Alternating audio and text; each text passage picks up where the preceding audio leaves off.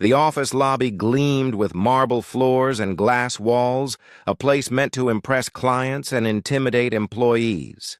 But on that Tuesday morning, it became a stage for humiliation. When the cold water splashed across her face, time froze. Everyone stopped. Assistants, security guards, even the receptionist. Ava stood there, drenched, her makeup running, her dignity slipping through her trembling hands. Across from her, Karen, the regional operations manager, still held the plastic bottle, her face twisted with fury. "Get out before I call security," she barked. No one moved. No one helped. In that moment, Ava realized this wasn't just anger. It was something uglier. What began as a simple misunderstanding would unravel into a story that shook the company's polished image to its core. What happens when silence becomes complicity? Watch until the end. Wait a second. Tell us where you're watching from in the comments, and don't forget to subscribe for more powerful stories like this. Ava Daniels had worked at Vintrex Solutions for 5 years. Smart, composed, and dedicated, she had climbed her way up from receptionist to senior project coordinator. Her office days began with quiet efficiency. Coffee in hand, reviewing presentations, mentoring interns. She wasn't just good at her job, she was excellent. Her colleagues admired her, though some whispered that she was too confident. When Karen Willis arrived as the new regional manager, things changed. Karen carried herself with authority in heels, sharp, commanding, and always seeking control. At first, she smiled at Ava, praising her performance, but soon the compliments turned into cold critiques, then subtle jabs. Meetings where Ava's ideas were ignored, projects reassigned, and rumors whispered. Ava tried to stay professional. She believed her work would speak for itself. But racism in the workplace doesn't always scream. It disguises itself behind policies, performance reviews, and polite smiles. And one morning, that hidden cruelty decided to reveal itself, publicly.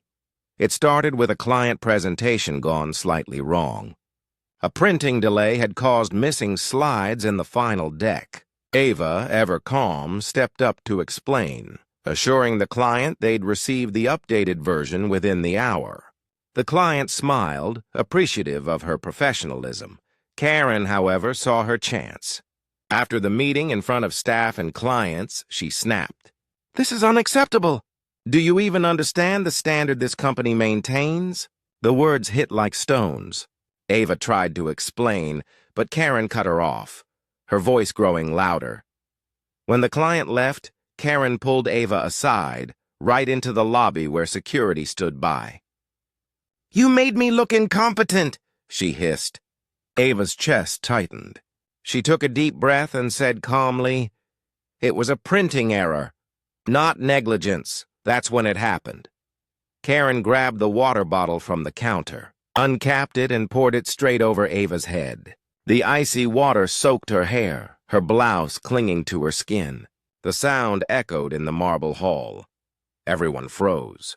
A security guard shifted uneasily but said nothing. Karen's face burned with rage and satisfaction. "You can go home now if you still have a job." Phones were out. Someone had recorded it. Ava, humiliated but composed, turned and walked out the front doors without a word. By the time she reached her car, her phone was buzzing. Texts from co-workers, social media notifications, and even her sister calling. The video had already gone online. "White manager pours water on black employee," the headline read. Within hours, Vintrex Solutions was trending for all the wrong reasons. The next morning, chaos reigned. News channels played the footage on repeat. People demanded justice.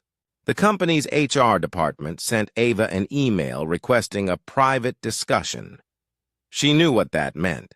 Damage control, not accountability. When she entered the headquarters, cameras flashed from outside. Inside, employees watched her silently, some offering pitying glances, others avoiding her eyes. Karen was nowhere to be seen. In the boardroom, the CEO sat, flanked by lawyers and HR representatives. The CEO's voice was calm but cold. "This has damaged our brand, Ava. We expect discretion while we handle internal matters." Ava blinked in disbelief. "Discretion? I was assaulted, and you're worried about the brand?" The silence that followed said everything. When she refused to sign the confidentiality agreement, the CEO's tone hardened. "If you proceed with legal action, you'll make it impossible to continue your career here." But the world was already watching. Emails leaked. Former employees began speaking up. Stories of microaggressions, unfair firings, and a culture of silence. 2 days later, Ava's lawyer announced a lawsuit alleging discrimination.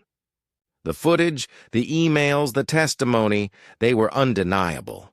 And in a stunning turn, the company's board suspended both Karen and the CEO pending investigation. Power had finally met consequence. Months later, Vintrex Solutions announced its restructuring. Karen was terminated. The CEO quietly resigned for personal reasons. In their place, a new leadership team promised transparency and reform, but the stain remained. Ava took time off to focus on healing. What began as humiliation had turned into something powerful. News outlets featured her story. Advocacy groups reached out.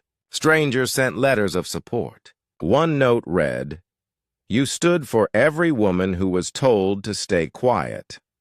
A year later, she founded her own consulting firm, EquiWorks, dedicated to workplace equity and diversity reform. The woman once drenched in cold humiliation now stood on global stages, speaking about courage, dignity, and systemic change. The irony? Many of her first corporate clients were companies scrambling to fix the same kind of issues that once broke her. Sometimes, justice doesn't come fast, but it comes loud, and somewhere in a polished boardroom, another manager may think twice before raising her voice, her hand, or her water bottle, because the world is watching. Where are you watching from? And what would you have done if you were standing there that day? Take care.